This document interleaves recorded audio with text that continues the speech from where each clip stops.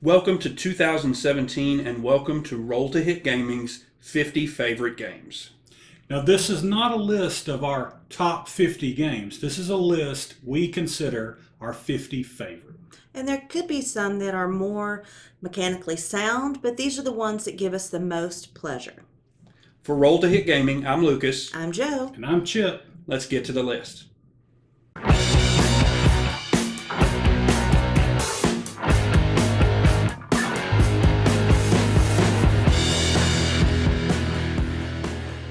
Okay, so to start us off, my number 50 was a card game that was kind of my gateway game. Most have started with like Magic the Gathering, but there was one that went beyond that for me. And so my number 50 is Vampire: The Eternal Struggle. This was a card game to where it wasn't only just clans versus clans and battling, it was also a political game. You know, you were trying to become the prince of the city. So there was this added dynamic to it, which I really enjoyed. Solid game. Hours we played with this. Yeah. Definitely. Yeah. And, for a card game, it's one of the longer play times that you'll find, but you're engaged the whole time. It's a shame somebody doesn't take this license and really make it into something special. Yeah, definitely. Unfortunately, it's really hard to come by. You'd probably have to go to eBay to find these cards. But again, I'm hoping that they do revisit that game and bring it back. Chip, what about you? So just being neurotic, I left off a lot of collectible card games. In fact, I don't think I put any on my list. And that wasn't because I don't have any favorites, but something in my mind said one day I might make a top list or favorite list of collectible card games. But yes, definitely, Vampire is fantastic. My number 50 goes back to my childhood. I remember being a young teen and begging my mother the only thing I wanted for Christmas, okay? And as a kid, this game was just the end-all be-all because it was larger than the kid themselves. Oh. My number 50 is an old Milton Bradley called Fireball Island.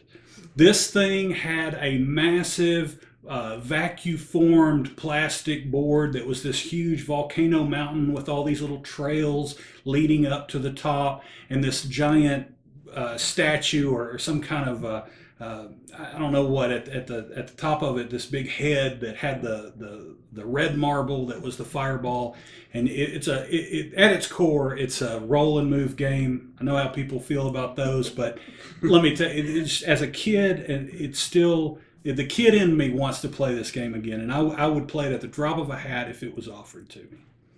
I've never played Fireball Island, but you're not the first person I've heard wax poetically about that game. So it sounds like a neat idea. Probably mostly gimmick, but it'd definitely be worth a shot just to see what all the fuss is about. Absolutely. Yeah, I hadn't heard of that one either, but the way you describe it, it sounds intriguing. All right. Lucas, what about you? My number 50 is a part of the Flight Path maneuver system from Fantasy Flight Games X-Wing Miniatures game. Yes. Now, I start here because at heart, I'm a tabletop miniatures player. I love those games. I like the big war games, Warhammer 40K, all of those sorts of things. And this brought actually three, ultimately, of my favorite IPs, Star Trek, Star Wars, and Dungeons & Dragons, into the tabletop setting. And this is probably the best game of the three. I really, really like the dogfight aspect, the X-Wings versus TIE Fighters. It kind of takes us back to the old early PC game days. And it's just a ton of fun. I like the building of your fleet and pitting it against your opponents. It's probably only number 50 because I don't get a chance to play it very often. I'm not really into the organized play scene, so it only makes the table here and there. But one of my favorite games, X-Wing Miniatures game. I'm really surprised. I thought it'd be higher up on your list since you enjoy it so Yeah, much. I just don't get to play it very much. So I'm interested now to see what you rank above that. That's a great game. 49 things. There you go. That's our number 50.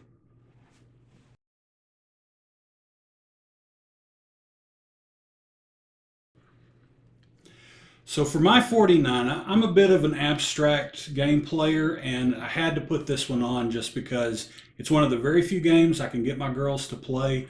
My oldest daughter in particular, she really likes the abstract games. And so this has a special place on my list. My 49 is a game called Blockus or Blocus. I've heard it pronounced. It's a pure abstract. It's up to 4 players. You manipulate different looks like Tetris pieces almost to form shapes and capture territory. And so Blockus is my number 49. Wow. Okay. I'm not big on abstract games. I'm a sucker for a theme, but I've heard of it, and so I'd like to play it sometime. I would try I think it. you'd like it. I'd probably say the same thing she did. I haven't played it, but I do like a little more theme, I think, than this one, but I'd be willing to give it a shot. All right. Lucas? All right. My number 49 is an older Avalon Hill game, and it's Vegas Showdown. Yes. I really like this game. Straight away, I know the components are garbage, right? Paper player mats, that's just trash. I get that. But the game in there is fantastic. I'm not a big fan of bidding or auction mechanics, but the bidding on the different tiles to put into your casinos really, really works, especially with the theme. The events that come up are nice. And then you add on to that a little bit of color matching, where if you can match the diamonds up, getting some points for 3/4 and more points for all of it, it's really, really nice mechanics. So really have a lot of fun playing Vegas Showdown. This was one of the first, I guess, hobby games or designer board games that we actually got in the very beginning. Yeah, definitely. Awesome game. All the pieces of that are real clever, and they fit together really well. So it's a good one. Yep. All right, that was my 49. Joe? My number 49 is a game that was recently brought to our attention. My oldest boy, Sean, he really wanted it when he saw the makeup for it, and he got it for Christmas. And that was Mechs versus Minions. It was basically a video game that was put in a board format, and it was really a lot of fun. The talking, the gameplay itself, it was all just high adventures, a lot of chaos, which I love personally. I love chaos in a game. I like randomness, so it was just a blast, and he absolutely adored it. When this game first hit the stage, I was one of those folks that were saying, "Okay, are they paying for this?" I got that text message. You guys let me play that with you. What was it, last week? Last week. And the game is amazing. It's so much fun. I'm not being paid by Riot to say this. It is. It's really fun. It's not going to blow your hair back if you're a Euro player, but you know what? I don't care. It's fun. Program movement and just silly horde mentality of it's almost like castle panic. Yep. Yeah, if you're just looking to have fun for an hour, this is your game. Yeah. And I heard about this game, and I have no familiarity with League of Legends, and they said program movement, and I said I'm out. Like she said, we picked it up for our son, and this game is just fun. If you get a chance, check it out. Yeah, definitely. And that was our number 49.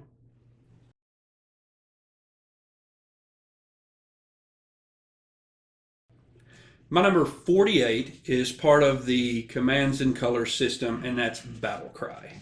I'm a huge American history buff, and one of the most pivotal points, obviously, in our history was the Civil War. I really love the system. It takes the idea of a war game and brings it down to a level where you can just focus on having fun. You move your units in whichever side of the board your cards happen to line up with. And then you just go at it, reenacting the different scenarios from the Civil War. I know that there's a card in there that lets you move everything at once, and a lot of people don't like that card. Frankly, that's kind of the ebb and flow of combat to me, and I don't really mind it. But if you do have a problem with it, just toss it in the garbage. That's my number 48, Battle Cry. I haven't played that one personally. I know that you two have played it with each other, so I'd like to try it sometime. There's so much in that system, right? There is, yeah. The Command and Color system, and yeah, Battle Cry is definitely a good one. It's going to be really specific to people who I think are Civil War buffs, but but it does, the mechanics are wonderful. Well, my number 48 is a game it's very small, comes in a tiny box, but it's called Fleet. Basically what that is you are a fisherman, deep sea fisherman, and you are buying licenses to go fish for shrimp, go fish for lobster. It's very what is that TV show with the Northwest? Deadliest Catch. The Deadliest Catch. It's Deadliest Catch in a little bitty card game, and it's Minus some of the drama. minus the drama. But Well, you can put that in. you That's can true, put it true. in. You can role play that out. But it's just fantastic. It's surprisingly engaging and thinky, and I just really enjoyed it. Now, I gave this to you guys as an anniversary present or I think so, last yeah. Christmas. Yeah. Sat on the shelf of shame for a while. It did. And you finally broke it out. I still haven't played it. I really want to because of what you guys said. That It's a good one. there was a good game in that little box. It is. There's a lot of game in that little box, and you wouldn't think so for what's essentially a card game. But the way you have to go about getting your license, which enabled you to do certain things, you can really craft a strategy that can be very different from your opponents, and there's a lot to explore in this game. What does it play time-wise? I would say it was in the 30 to 45 30 minutes minutes. range. Yeah. Yeah. Well, all right. So we're already 3 in, and I have to put in a dexterity game. So what number are we on? We're on 48. My 48 we discovered at BGG Con a few years back, and it is tumbling dice. This is it's a stair-step platform that you're rolling 6-sided dice, or apparently other folks that want to get crazy use multi-sided, some of the polyhedron dice, rolling them down to different tiers. It gets harder as they go down. The platforms get smaller, but the platforms offer multipliers for whatever shows on the dice. And so number 48, tumbling dice, had to get a dexterity game in my favorite. Yes, I played that with him at BGG Con, and it's strangely addictive. Yes. You just keep going. The game ends, and you do it again and again and again. So it was fun. Dexterity game. Okay. So that's our number 48s.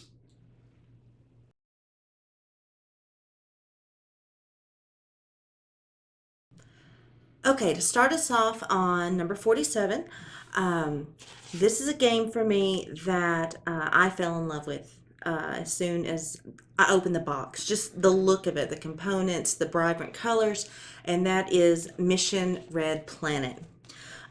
This is a game where you're trying to get your rockets and your astronauts up to Mars, and it's territory control and getting little jewels or up there at Mars, and you can kind of mess with the other players. You can make the rocket explode on them, or you can steal a rocket from them. It was tons of fun, and I love the steampunk look, and the new version of it had the steampunk look to it, and I just loved it.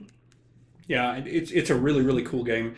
It's definitely got some mean in it, like she talked about, and that never really works out for me because I always blow up the ship at the absolute wrong time. But a really, really fun, a really nice little area control game. Mm-hmm. Yeah, I agree. It's a great game. So Chip, what do you got? So we're going to have a dexterity too for these two. I mean, they're just hand in hand.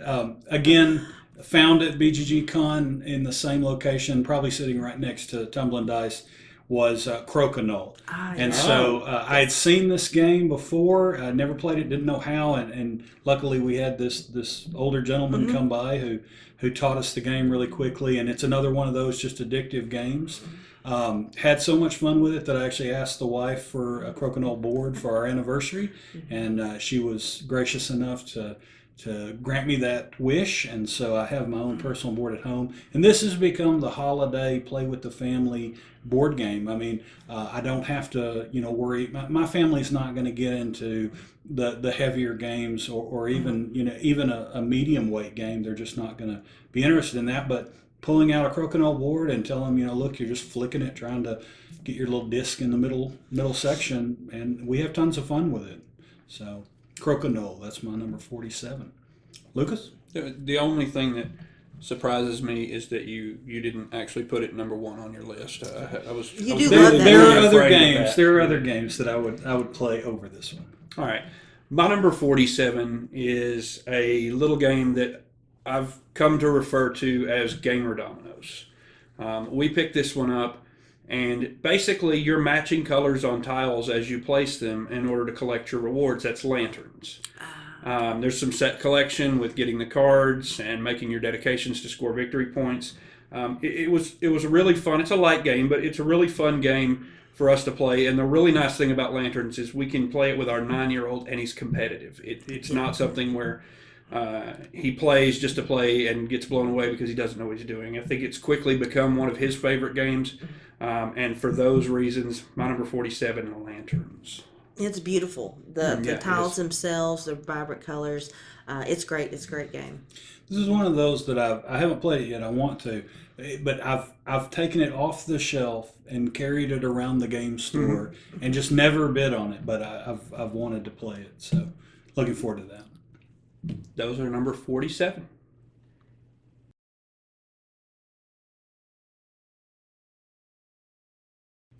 Number 46 is gonna appear on Lucas's hated 50. I just have a feeling. Well, maybe not hated. But I don't think he likes it. My 46. I am a bits fan, and any game that has bits, I just want it. I can't get enough of it. So my 46 is a little game, a little quickie called Through the Ages: A New Story of Civilization. Don't play it with 4 players. 3 is your max, maybe 2, or solo. No, it can be a fun game. It takes a long time. You got to invest in the game. Come to the table ready to do that, or don't play it. Pick something else. But I like it. I think it's fun. I think there are a lot of options in it. And so that's my number 46. Lucas? So, yeah, not a fan. At its heart, you're just pushing cubes around and drawing cards. And that's fine. I don't have a problem with that. The problem is this thing takes 4, 6, 8 hours. And, even in a 3-player game, it's go get a sandwich, man, because it's 30, 40 minutes before it's your turn again. The crippling downtime is my problem. But I'm not going to begrudge those who like the game. It is a cube pusher. It's and I love your games. I do. It's one of my favorite genres. But this one is just monotonous. Personally, I like playing, if I have to play it, through the first 2 ages and then quit, because the modern age just kind of ruins it for me. Because you're going through the history, and then all of a sudden now you're doing rockets, and it just no. Just That's okay. No. You're wrong, but it's okay. That's my number 46. My number speaking of cube pushers, my number 46 is a little game that we just accidented across, and it's a little circus-themed Euro game called Drumroll. Yes. I really like this game. I understand it's on the lighter end, but you're positioning your workers to either promote the show or get better costumes or get more acts, and that's all fine and dandy. But the neat thing is you're making the circus circuit, and there are 2 other locations you're going to end up at before the end of the game. So you have to plan ahead, because the area you're in, the kind of acts that those people want to see may be different in the next and in the next. So you've got to build so that you've got a good show to score the best points when you get to those locations. And overall, everything just really works. If you want to play a Euro game in 60 minutes to 90 minutes, a light game, and a great theme, really, circus themes. There's not enough good circus-themed games. Drumroll, really good choice for that. It's a really good economic system too, because you have to hire your performers, hire your workers, make sure they get paid, management and advertising. It's a great game. I love it. These are the same. This is Artipio, right? The same guys that are making this Field of Green game. It could be, yeah. Yeah, they're coming out with more and more stuff now. I haven't played Drumroll. Yeah, but I want to play it. Yeah, and it's really colorful. Yeah, it is. It's a great box. Beautiful. Okay, so my number 46, I haven't quite got to my Euro games yet. This one is a fight in a box, basically. It's Blood Bowl. Oh, yeah. Nice. I absolutely love this game. I'm a Skaven girl, so go Rats. But basically, it's you have a pitch, or a football field in front of you, and you pick a team. Again, I'm the rats, but you can go against ogres and humans and elves, and you're trying to score touchdowns. But it's more brutal than normal football because the ogres will try and stomp you into the ground, and the crowds get involved and they can kill one of your players. Skaven's really, really fast and agile, but if they get crushed, they're gone. So it's just fun and a lot of strategy to it. I don't know. I just love that game. My only criticism is that you only have it at 46. Blood Bowl is a fantastic game. One of GW's best, and the new edition just stayed true to its roots. It's still an awesome game. Absolutely. And that's our number 46s.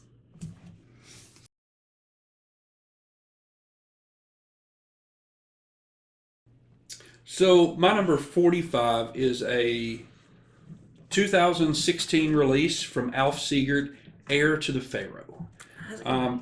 I'm not an auction guy, and typically 2-player auction games are kind of dumb, but this one just works. You're jockeying back and forth to gain points, to gain the favor of the Pharaoh, who's decided that his children don't deserve the throne, and he's going to pass it to one of his favorite pets. Yeah. So it seems kind of silly, but it really is thinky because you play you make your bids, and they're blind bids. Each of you has the same set to bid with, but and I believe it was 1 to 12. If I were to bid 12 or 10 or whatever it was, my highest bid on something, I'm probably going to get that. But the catch is that bid card is going to shift to my opponent for the next turn, so they're going to have it, and the bid cards move back and forth.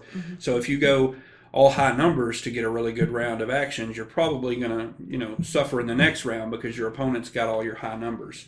Add that to the fact that just because I claim a monument and get to place it, my opponent may get to rotate its position on the board, and you score points based on what your monuments are looking at. So there's a lot of depth there, a lot of thinkiness. I'm a sucker for an Egyptian theme, even when it's a little campy like this. The components of it are great. Heir to the Pharaoh. And the good thing is that you can also get upgraded bits from them as well. So in the normal box, it was more of the paper. Yeah, the cardboard standees. The cardboard standees, but they did have upgraded bits to where it was more of the wooden blocks, and they're painted, and it looks really good when it's all set out. It's a beautiful game. I haven't played this one. This one kind of suffers from getting lost with all the other shiny things out there. Yeah. It doesn't really jump off the shelf at you. So, Well, and I'm sure I miss only. a lot of Yeah, 2-player only. A lot of people are going to. I'm sure I miss a lot of really good games that way. It is what it is. I hope to play it one day. You've got it, so Yep. you can play it. So for my number 45, it's probably much higher on both of y'all's list. But there's an element of meanness to it that... I'm hurt. Well, okay, so I'm passive aggressive when I play, but when this game comes out, they get downright mean.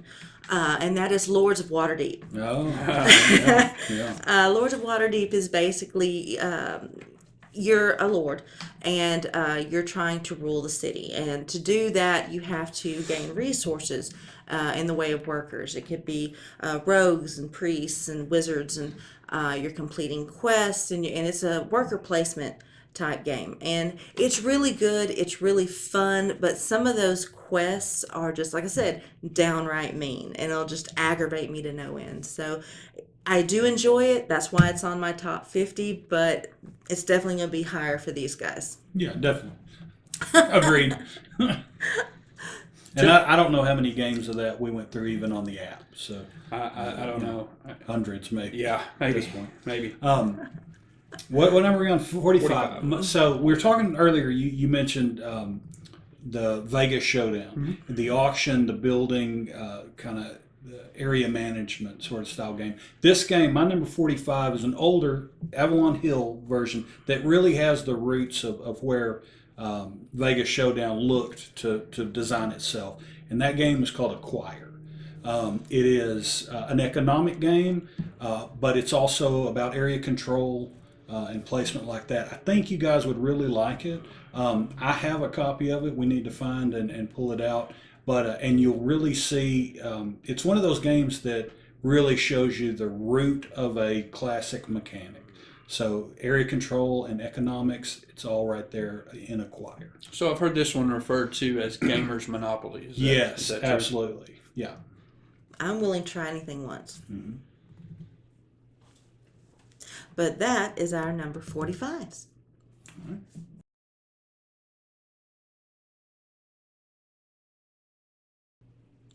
So for my number 44, it's our first crossover. It was already mentioned on his list, but it's Lanterns. It was a fun game to play with our youngest, and it was just beautiful. And we had a lot of fun with the dedications. It's when you do the color matching, and then when you get your set, you can turn it in for dedication tokens. And he would have just a ball. He would dedicate it to, the giant red dragon, or to the pizza delivery boy. He was just making dedications like crazy, and it was a lot of fun. It's a beautiful, colorful game, as he mentioned before. So my number 44 is Lanterns. Well, my 44 is, again, we're talking, this is a favorite 50 list. It's games that if offered, you're going to, you want to play this? Absolutely. I worry when he has to start defending it before he No, has to. I don't have to defend it, but I've played a lot of these games. I've played a lot of this game. And that game is Battletech. It's a little bit longer, and when it comes, it's a little bit drawn out. There's a lot of paper accounting. And it doesn't scale well for time. If you want to play with more mechs, then it's going to take a longer gameplay. But it's a fun game. I mean, at its core, and I pine away to play it again. I think it's probably one of those you're going to recapture your childhood, because I can remember summers at Alan Prahota's house playing for hours into the night. So, but BattleTech, I mean, it's a solid game. Yeah, absolutely. It was on my short list. I haven't played it in so long, which is probably why it's not a little bit higher. And I talked about long with Through the Ages. This one is long, but you're engaged the whole way. Yeah. So it's a great, great, great game.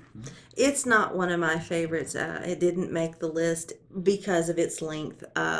When you start playing a game and then you can come out 3 days later, it's just a bit much for me. But I know that y'all have a lot of fun when y'all play it, so I'll leave y'all to it. That was one of the considerations that I had while making my list, was that a lot of a number of these, I won't say a lot, but some of these games, the reason it's on the list is partly due to the shared experience I had with others playing it. So and this is definitely one of those. All right. My number 44 is the game that introduced me to the deck building mechanic, and it is not Dominion, which you will not find in this stack of cards. Spoiler. This is the DC deck builder, and I know that it's a simple game, but it mixes deck building, which turns out I really enjoyed, with a theme of superheroes that I really enjoy. So it's a lot of fun. With too many people, it can get a little long. Just scale down the number of bad guys that you're taking out for that game. It's a great a great game to play with a group, sitting around having a good time, laughing and joking. It'll scale from adults to kids. Yeah. Overall, a really fun game. DC Deck Builder, my number 44. Yep. This was our introduction to deck building. It was. At BGG-Con, and which is funny, right? Because everybody else in the world almost started with Dominion. And we finally made it to Dominion, and I don't think we really liked it. I mean, it's not a terrible game, but I don't know. This one has a theme, and Dominion doesn't. Right? But then people give this game grief, maybe for being too simple. I don't know, but I like it. There's other deck builders that have surpassed it, but I think it deserves to be on a favorite list. Yeah, and it's okay to like something more complicated. Mm-hmm. That's fine, but the name of the game for me, and especially when it came to these 50 games, is this game fun? Yeah. And for me, this one is fun. I don't know that I would be such a fan of deck builders if we would have started with Dominion. Right, I agree. Because it was more complicated. I agree. Starting with this simple deck builder really got my acquisition disorder going for them. I mean, it just kind of hooked me in. Yep. Those are our numbers 44.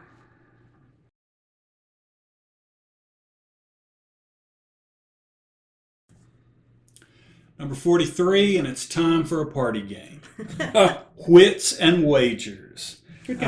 We got into this years ago, and I mean, it may have been one of our very first party games, and it's just so much fun. It's easy, scales to any number that you want. We've played it. We've run some Cub Scout groups, and we've played it with kids and parents, just putting them into teams. Right. And they even have a family version if you want that. But really, the main version of Wits and Wagers, I never saw anything that was, I would call, risque. The family version maybe has easier questions. Yeah, probably. I think any risque there would be based on the players you have. Which is fine if that works for your group. From what I understand, the family group alters the betting in some way. It did a little bit. Yeah, it was less monetized and more sort of point like. But just a fun game all around. Agreed. Great game. One thing I really liked about that game in particular was you didn't have to know the answer like a Trivial Pursuit and get stuck. You could guess and they'd be like, oh, he's probably right. So you could go along with him. So I like that. Definitely. All right. My number 43 is a relatively new game, and it's in a series of games that I really enjoy. And this one takes some Euro mechanisms and mashes them up with some Ameritrash mechanisms and throws on a Western theme, and that's Tiny Epic Western. This game is just fun in a box. You have your little poker hand, which is going to determine whether you win battles or not. You throw dice to fight off your opponents. You can actually fight for the same worker placement space, and then you're collecting buildings and scoring those buildings based on sort of a stock market type deal, which says this type of building is more valuable than these others, and you're building that as the game goes along as well. It's 60 minutes with its full player count. It's just a lot of fun smashed into a tiny epic box. And what's really neat is that you're actually trying to be wanted. Yeah. Right? Yeah. You're trying to be the bad guy because you get extra out of that. So that's a very fun game. Yeah. This one, I love this game. This one and their other title, the Tiny Epic Galaxies. Yeah, it's a tough call for me. I mean, they're both great games. Yeah. Okay, so for my number 43, it's another one that I can play with my youngest. He really loves it. Just imagine, him seeing himself building a garden, and there's this gigantic panda eating all of it, and that is Takenoko. Yes. It's a fun game. It's set collection. It's very colorful. You're building up bamboo stalks. You're trying to there's tile placement and irrigation. It's fun in a box. It's easily understandable for even with the younger ages, and it's just a lot of fun. Yes, if you're a parent, go get this game. Absolutely, your kids will love it. You'll love it. It's not a kiddie game, but it's simple enough for kids to play. It's fantastic. Right. And that's our number 43s.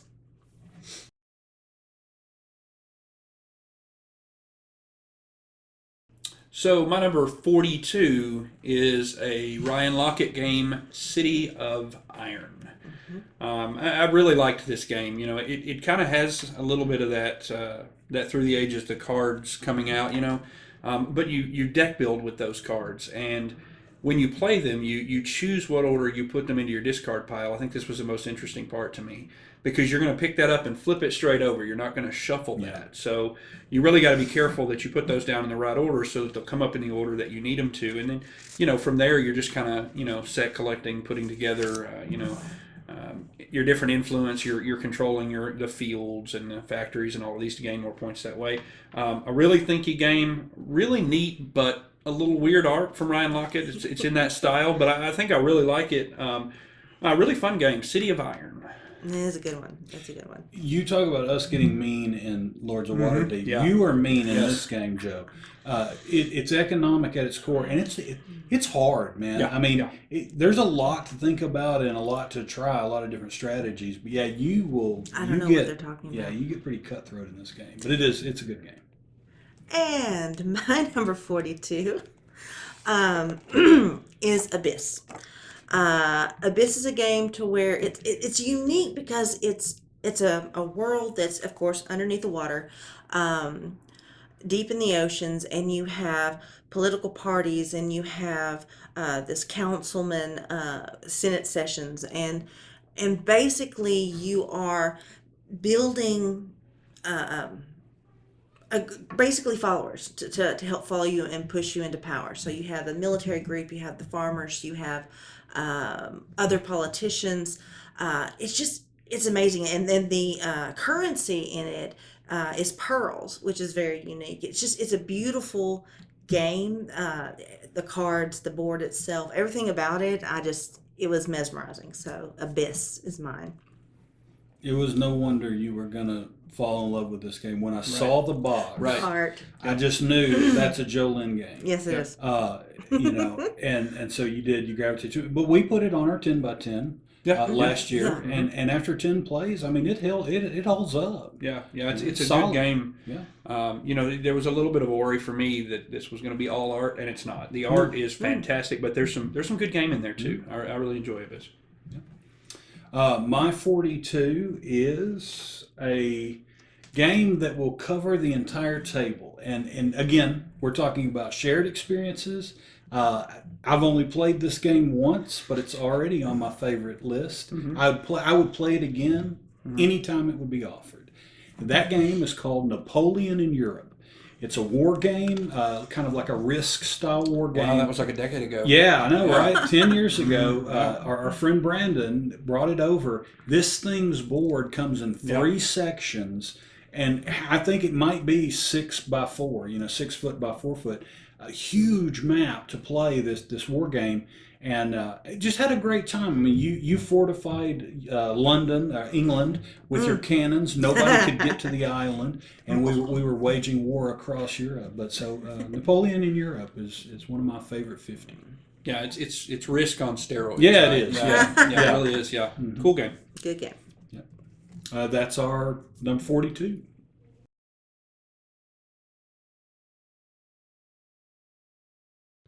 Okay, so now we're to our 41, and I forgot what it was. Okay, so 41 is a game that I've recently played.